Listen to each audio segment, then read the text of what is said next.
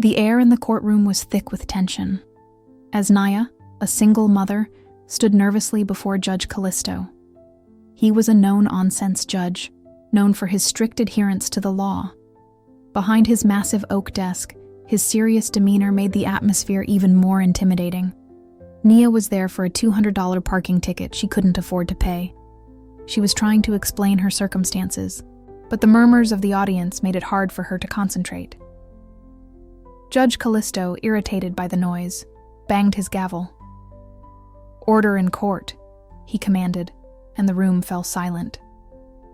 But then a small, high-pitched voice pierced the stillness. "Hamburgers, pleased."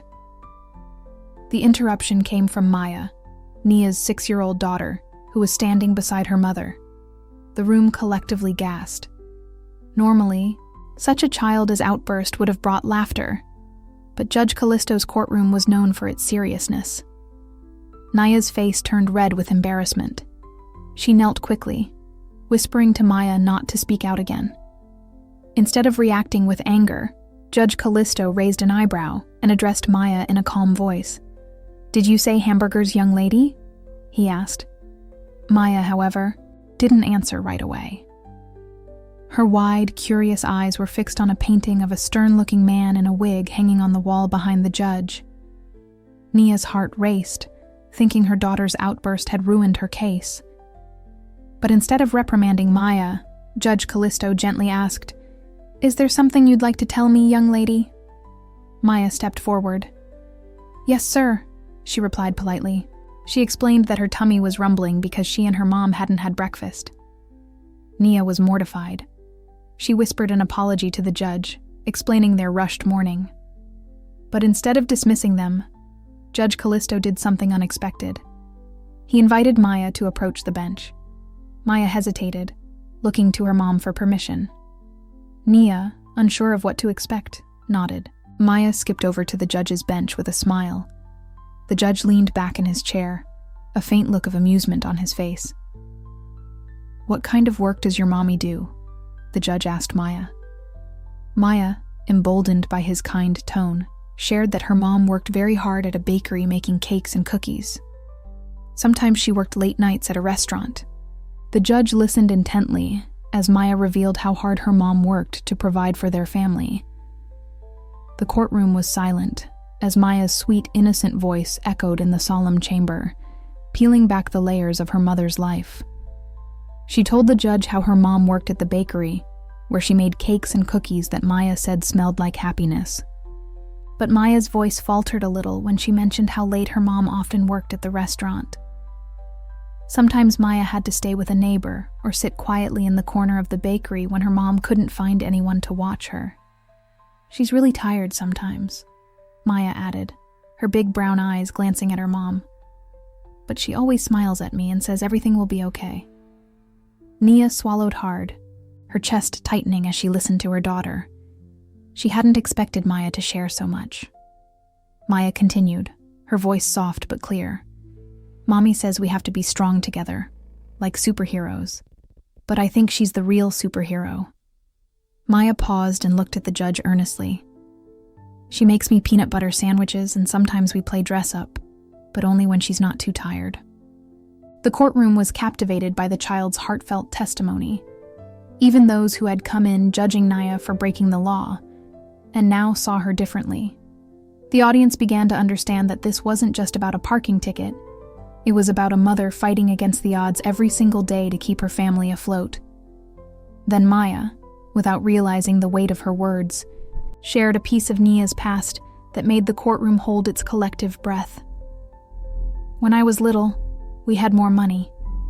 Mommy said she was saving for school so we could have a better house."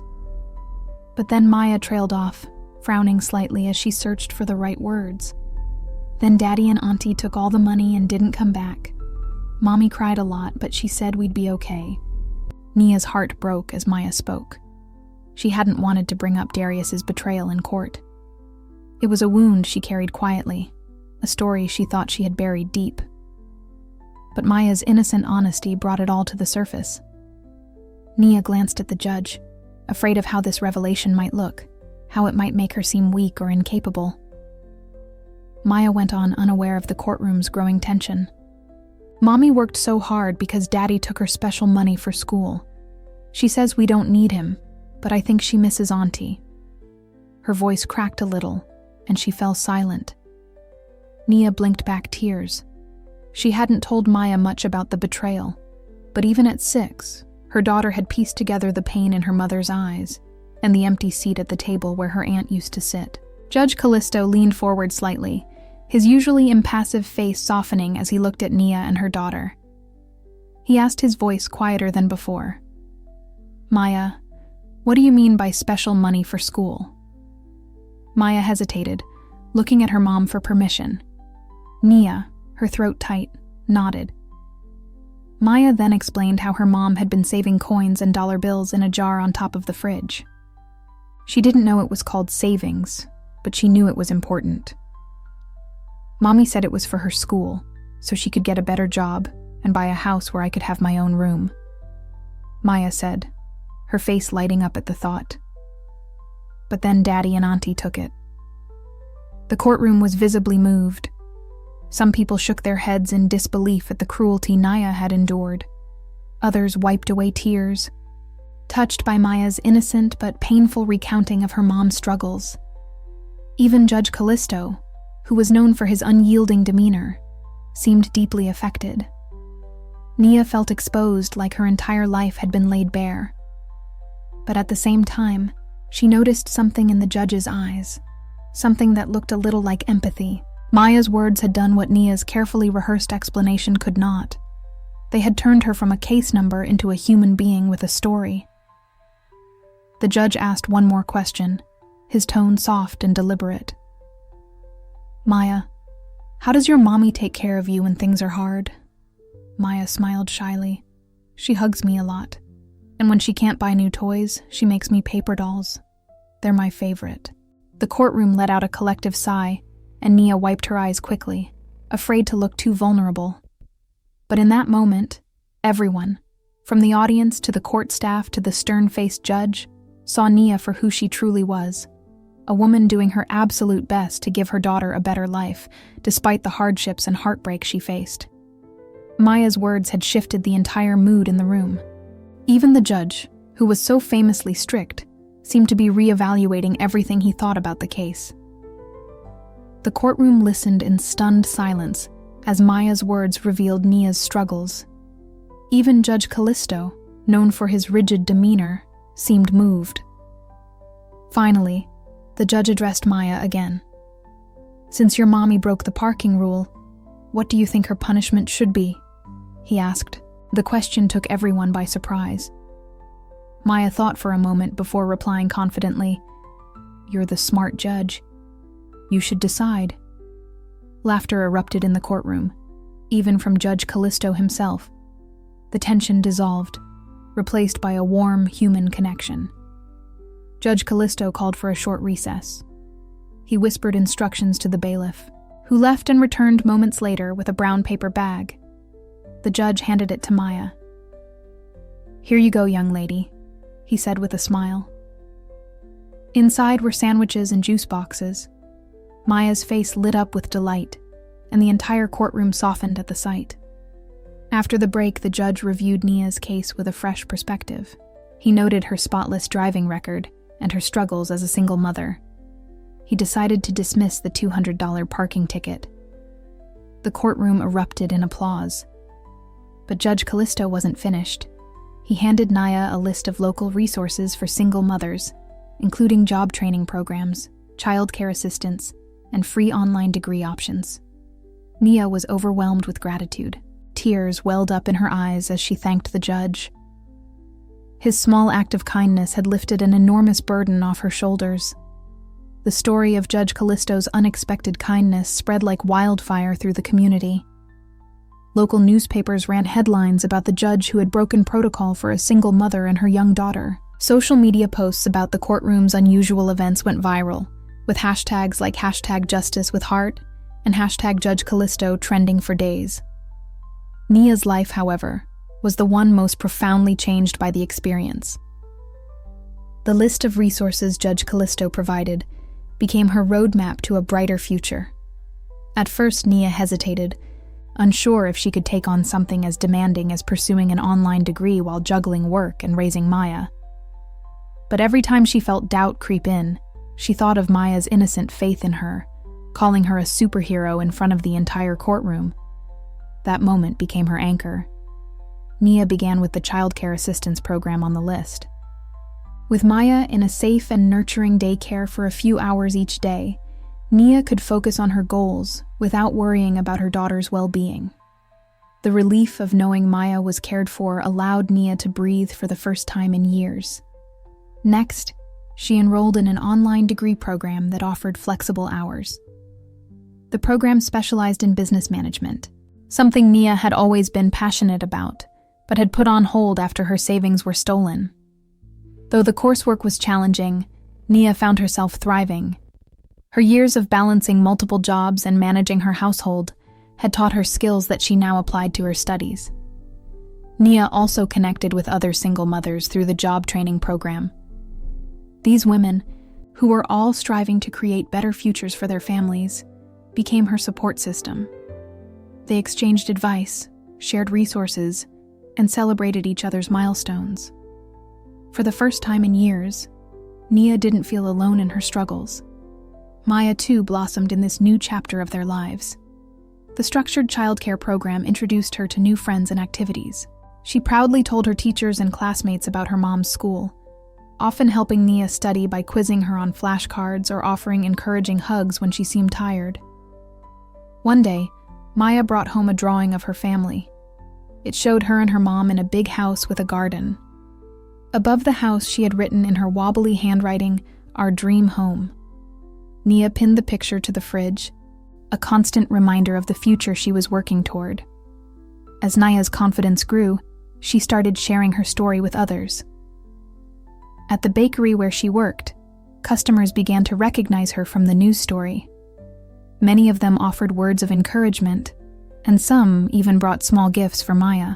Nia's coworkers, inspired by her determination, rallied around her, covering shifts when she needed extra time for exams or family commitments. Eventually, a local journalist reached out to Nia for an in-depth interview. She hesitated at first, not wanting to reopen old wounds, but she realized that her story could inspire others who were struggling.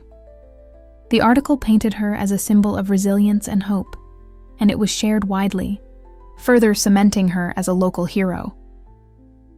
Meanwhile, Judge Callisto was not left unchanged by the experience. The case had forced him to reevaluate his rigid approach to the law. He began incorporating empathy into his judgments, especially in cases involving struggling families. His courtroom became a place not just of justice but of understanding. A few months after Nia's case, the judge received an envelope at his office. Inside was a thank you card written in Maya's handwriting. It read, "Thank you for helping my mommy and me. I think you are a superhero too." Tucked inside was a photo of Nia and Maya, both beaming with happiness. The judge placed the card and photo in a frame on his desk, a daily reminder of the impact kindness can have. 2 years later, Nia stood on the stage of a small community college auditorium, wearing a cap and gown. Maya, now 8, sat in the front row, cheering louder than anyone else as her mom received her diploma in business management. Tears streamed down Nia's face as she realized how far they had come from that fateful day in court. With her new qualifications, Nia secured a managerial position at a well-known bakery chain. The job offered better pay, benefits, and most importantly, more time to spend with Maya. Their lives became more stable, and Nia began saving for a down payment on a small house, one with a garden, just like Maya had drawn. One day, Nia received an invitation to speak at a community event hosted by the courthouse. The theme was justice and compassion, and the keynote speaker was none other than Judge Callisto. Standing on the same stage as the man who had changed her life, Nia shared her story of struggle, redemption, and hope. She ended her speech with a simple message. Sometimes, a single act of kindness is all it takes to change someone's world. The audience gave her a standing ovation, and Judge Callisto approached her afterward with a warm handshake. "I'm proud of you, Nia," he said. "You've reminded me, and so many others, that justice isn't just about the law, it's about humanity." Nia and Maya continued to thrive, their bonds stronger than ever.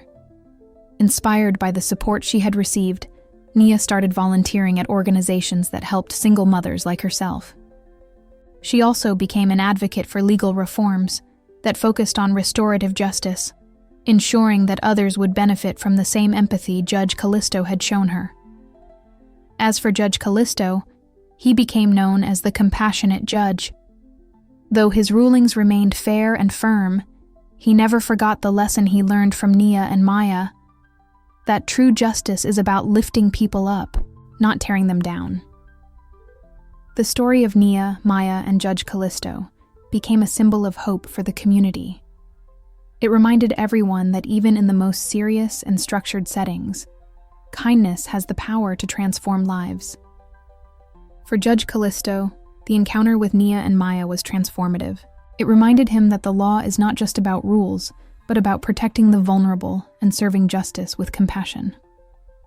What are your thoughts? Have you ever witnessed or experienced a moment where kindness made all the difference?